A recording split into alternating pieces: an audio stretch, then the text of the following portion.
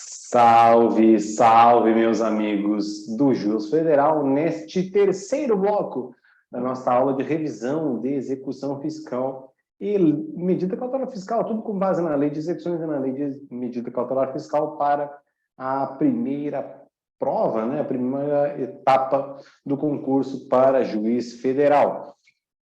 Nós vamos prosseguir na nossa análise da nossa lei de execuções, já que o examinador dessas fases iniciais geralmente se vale do texto da lei e da jurisprudência massiva para elaborar aqueles temidos enunciados, mas não vamos perder o medo deles, porque esta revisão vai deixá-los aptos a responder as questões.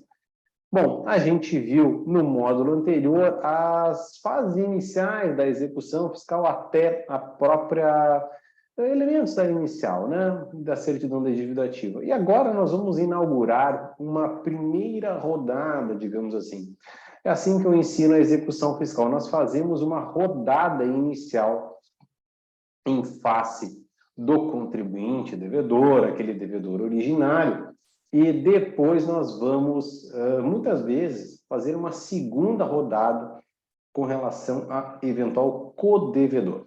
Bom, não é aquela situação do codevedor que já está como tal na certidão da dívida ativa. É um codevedor, por exemplo, por dissolução irregular. Mas na nossa primeira rodada, nós temos então a propositura da execução, de uma forma muito simplificada, basta certidão, sem cálculo, sem processo administrativo juntado, o juiz vai dar um despacho inicial. Nosso despacho inicial, por muitos anos lá na vara, era assim: cite-se providências do artigo 7º, porque o artigo 7º traz ordens implícitas ao despacho inicial. Lá está dito que o despacho do juiz que deferir inicial, pode ser assim, recebo inicial, ou cite-se, já contém a citação pelas modalidades sucessivas do artigo 8º. Como é que se dá isso? Preferencialmente por carta com aviso de recebimento. Súmula 414 do STJ, a citação por carta é a preferencial, abrindo-se ensejo para a citação editalícia quando frustradas as demais modalidades. E aqui, então, no artigo 8º, nós temos as modalidades. Nós temos uma espécie de devido processo da citação. Primeiro, tenta-se por carta com aviso de recebimento. Está aqui no artigo 8º. Bom, nós temos a citação pelo correio, então, com carta que se dá na entrega da carta no endereço do executado. Fundamentalmente, nós expedimos a carta para o endereço que está informado na inicial executiva e também na CDA como o endereço do nosso devedor. A gente viu lá no artigo 2º, parágrafo 5º, que o domicílio e residência fazem parte dos elementos da inicial. Bom, então nós vamos expedir a carta endereçada para um desses locais. E aí, se a carta for entregue neste local, ou seja, algum empregado doméstico, porteiro, alguém assinou lá o aviso de recebimento, pode ser, né, uma terceira pessoa, um vizinho, como disse, porteiro, segurança, motorista, qualquer coisa do tipo, tem-se uma citação boa, porque a própria lei diz que basta a entrega da carta no domicílio, no endereço executado. E aqui, então, nós temos uma citação boa, e o STJ vem chancelando estas citações pela mera entrega da carta no endereço indicado na inicial e na CDA. Bom, o que a gente pode cuidar é que, em algumas situações, a carta é devolvida, recusada, endereço insuficiente, mudou-se, inacessível, né, endereço incompleto, recusada, falecido. Outras informações, desculpem, tô meio resfriadinho.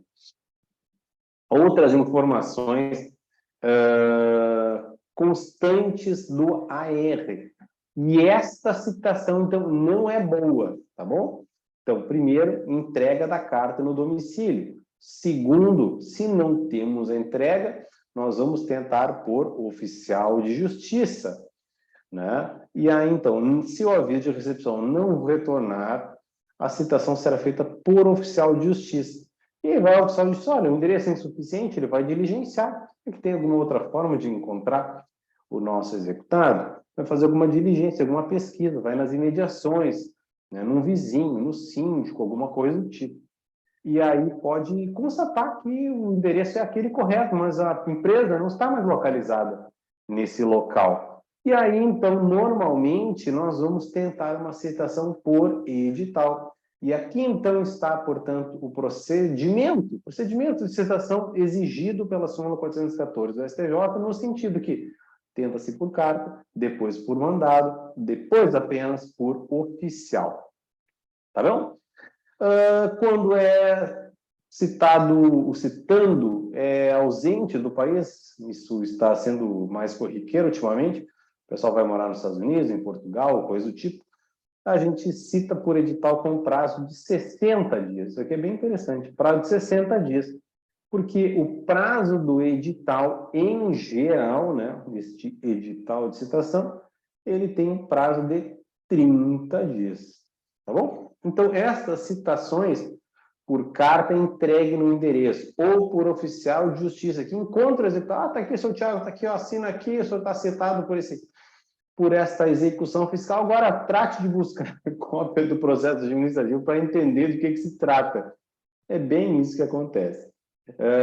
E aí, então, se não por edital, e a citação é considerada feita no esgotamento deste prazo de 30 dias, no caso de citação de pessoa residente no Brasil ou citada no estrangeiro, né? Residente no estrangeiro, com prazo de 60 dias. E aí, então, nós temos esta questão, assim, que esta citação, ainda que por edital, o STJ tem 2 repetitivos, vocês vão receber no material de apoio, dizendo que, nesses 2 repetitivos, esta citação interrompe a prescrição intercorrente. Tá bom? Interrompe a prescrição intercorrente. Então, nós temos o despacho do juiz, ele, vejam só, está aqui, ó, no parágrafo 2º do artigo 8º, interrompe a prescrição, isso prepondera para os créditos não tributários.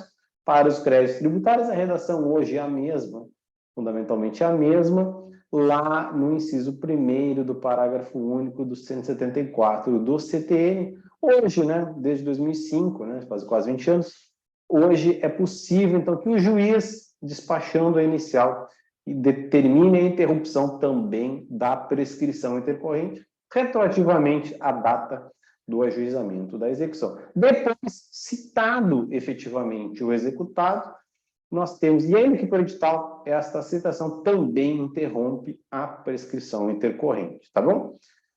Bom, então nós temos a ordem do juiz, já determina isso tudo. Eu nem preciso falar, cite-se por carta, frustrada por mandado, frustrado isso, vamos por edital com prazo de 30 dias.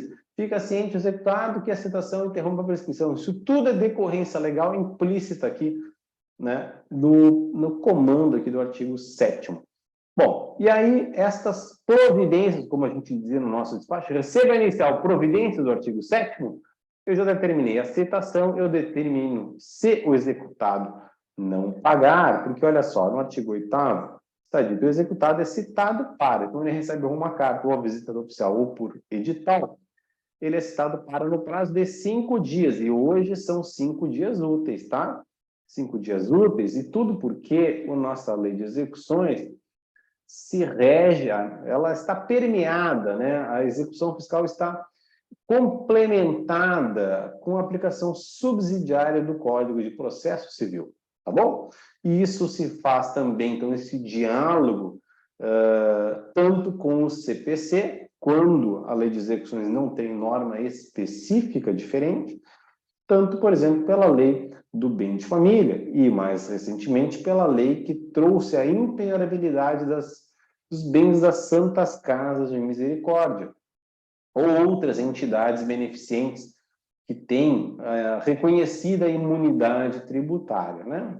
Então, estas entidades têm o benefício da impenhorabilidade dos seus bens, assim como existe a lei do bem de família, assim como o próprio CPC, todos esses diplomas se aplicam de forma subsidiária com a lei de execuções, tá bom? Então, nós temos, então, a ordem de citação. Então, o CPC hoje fala que é 5 dias e são 5 dias úteis. Ele pode ou pagar a dívida toda, né? A dívida que está lá na inicial executiva, e às vezes a dívida na inicial é maior que o valor da CDA, porque, como a gente já viu, o valor está atualizado na inicial. Ou garantir a execução. Então, a propositura e o despacho inicial abrem ao executado duas alternativas, né? Fundamentalmente duas alternativas, nós temos várias outras, mas aqui nesta passagem da lei, nós temos ou eu pago ou eu garanto a execução. E eu garantindo vou ter acesso aos embargos de devedor. Então, se eu nem paguei nem garanti, aqui o artigo 7º fala, eu vou fazer a penhora, se não garantida e nem paga a dívida.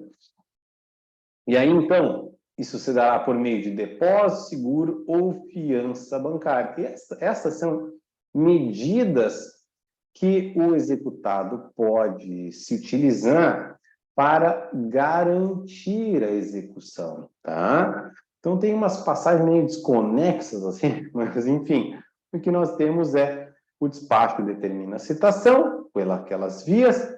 Se o executado não pagar naquelas vias, vai ser feita a penhora, ou se ele não garantir a execução por meio dessas vias.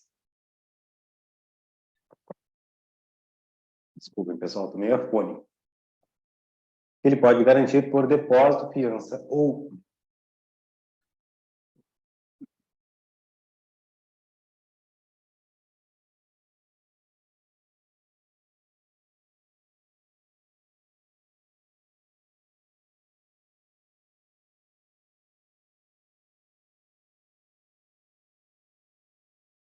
Muito bem, pessoal, vou me restabelecer aqui, vamos retomar a nossa aula, vou voltar a dividir a tela com vocês. E eu falava que o artigo 8º e 7º, eles são um pouco dispersos, confusos, porque o despacho do juiz determina a citação por essas modalidades preferenciais, né? Orientadas elas pela súmula 414 do STJ, e o executado, conforme o artigo 8º, ele é citado para pagar ou garantir a execução no prazo de 5 dias. E se ele nem pagar, nem garantir por meio de depósito, seguro ou fiança, ele vai se expor à penhora. E essa penhora se dá fundamentalmente pela expedição de um mandado de penhora. É isso que está imaginado na nossa lei de execuções. Mas hoje, esta tentativa de penhora a requerimento do exequente, porque o STJ exige pedido do credor com relação a isso, esta penhora também pode ser instrumentalizada, por exemplo, por uma ordem de bloqueio de valores pelo CIS-Bajude, certo? Então, é possível que o juiz determine esse bloqueio de valores no CIS-Bajude, acaso o executado não pague nem garanta a execução fiscal. E quando nós tivermos esta superação dessa fase, fazemos um mandado de penhora, e quando não tivermos outra forma, o STJ diz, olha, nesta circunstância, a pedido do exequente, eu posso determinar um bloqueio genérico de bens através da Central de Disponibilidade de Bens Imóveis, através do Renajude, eu posso buscar bens penhoráveis através destas ferramentas eletrônicas, tá bom? Isso tudo depois da citação, porque o executado é chamado para vir para a relação da execução fiscal pelo ato da citação, e é quando ele tem a oportunidade para pagar ou garantir. Eu não posso fazer um arresto executivo antes da citação. O STJ veda este arresto executivo independentemente, né, ou seja, feito independentemente de tentativa de citação e penhora. Eu não posso suprimir o devido processo legal para, de pronto, recebi a inicial, arrestar bens do executado. Claro, seria muito mais efetivo, né? Alguns juízes até fazem.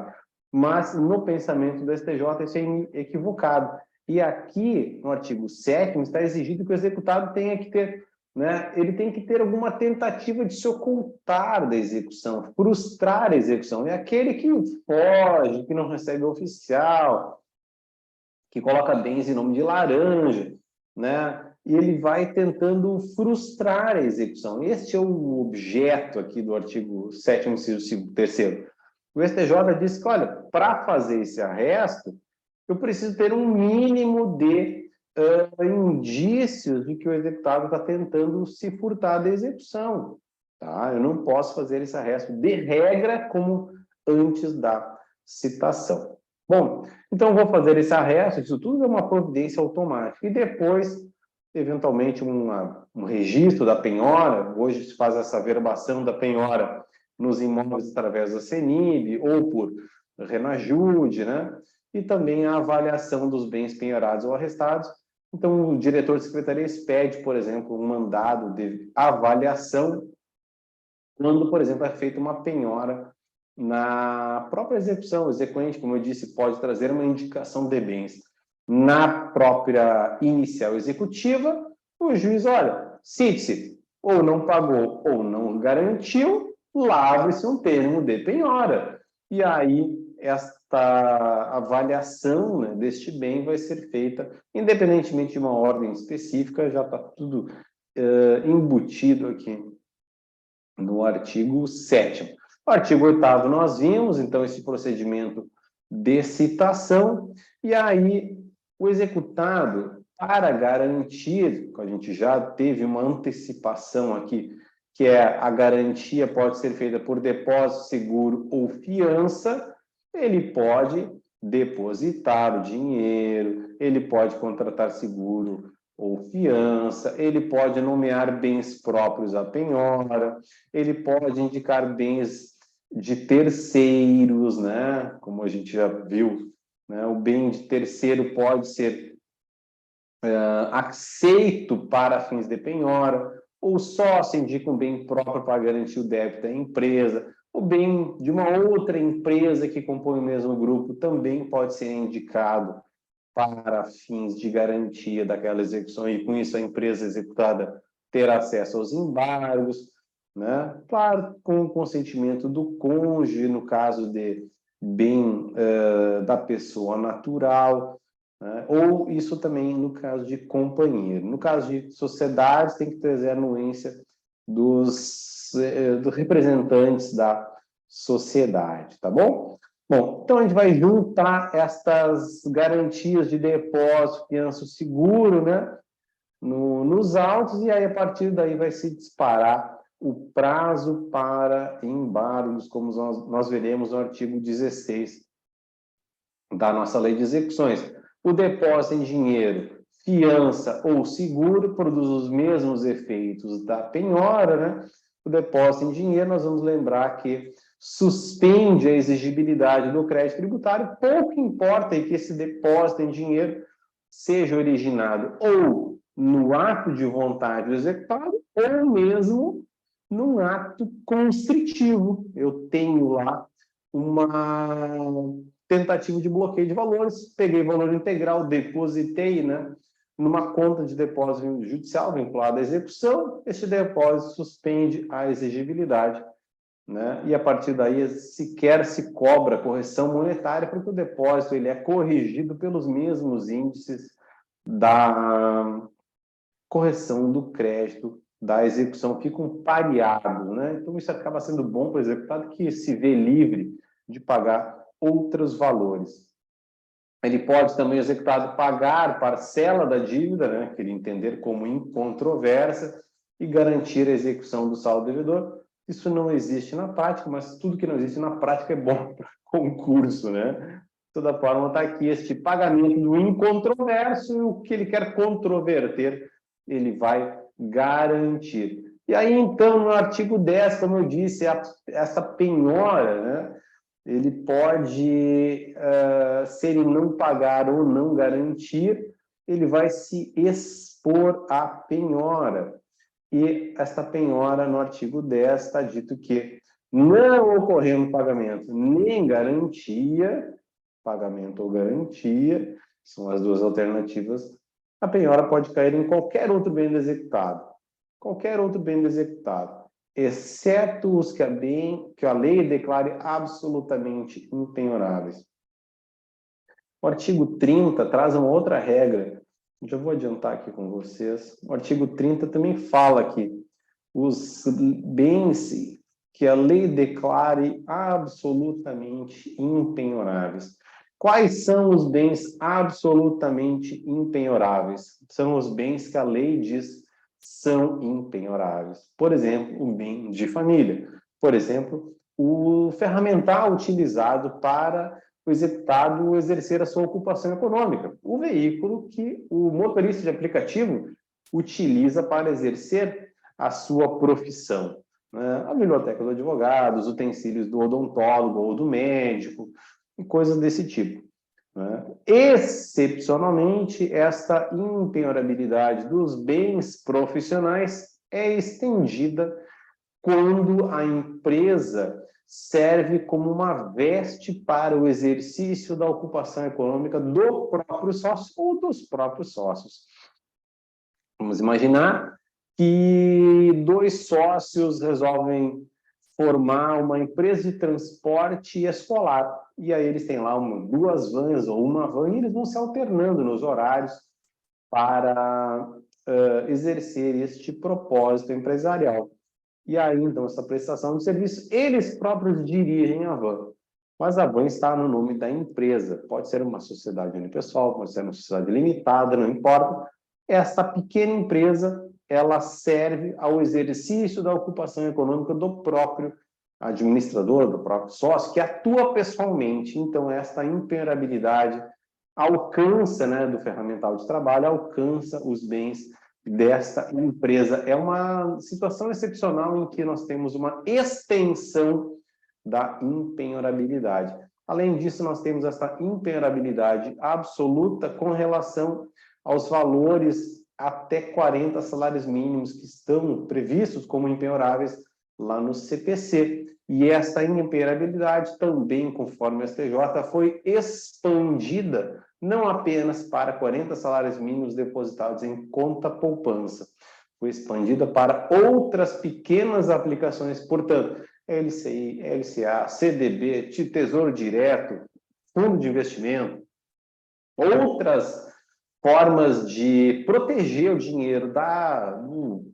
prejuízo inflacionário, né? Também essas importâncias até 40 salários mínimos ou em conta corrente ou em outras pequenas aplicações são também impenhoráveis, certo? Então não é apenas conta poupança. O STJ tem jurisprudência bastante antiga com relação a isso, né?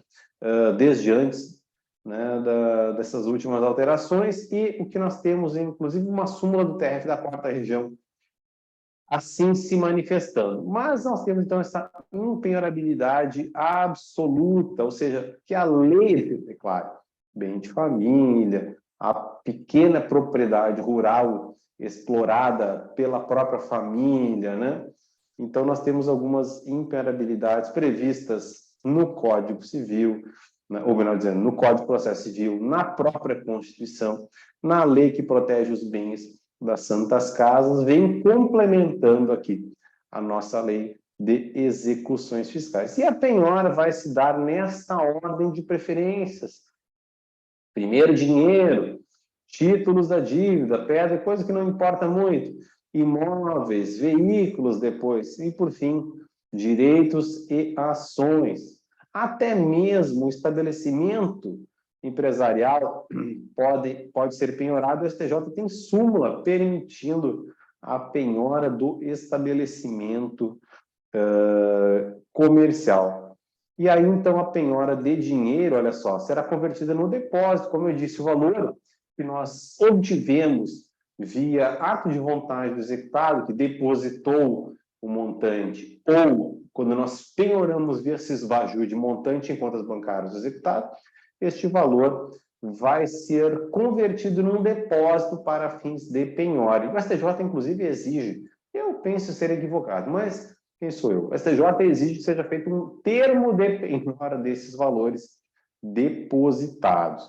E aí, estes valores depositados, eu vou pular um pouquinho para adiantar com vocês que esses depósitos judiciais, eles somente após o trânsito em julgado, será entregue à Fazenda Pública mediante ordem do juiz. Ou seja, o executado, ele com estes valores vai ter acesso à via dos embargos à execução fiscal, tá bom? E aí, então, ele, acessando a via dos embargos, discute o montante da execução. Se ele perder nos embargos, artigo 32 está aqui, ele vai ter o valor convertido em pagamento definitivo, entregue à Fazenda Pública, né, por ordem do juízo, para fins de pagamento. Mas isso tudo após o trânsito julgado da decisão dos embargos, tá bom?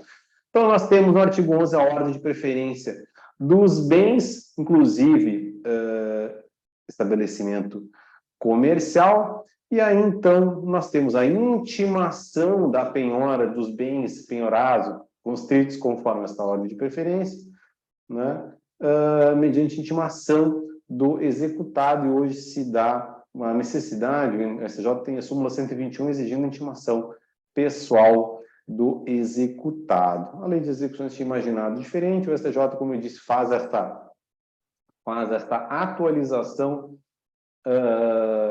faz a atualização da própria lei de execuções fiscais. A partir daí, nós temos outras observações não tão relevantes, mas aqui o artigo 15 é muito importante, que trata da substituição da penhora.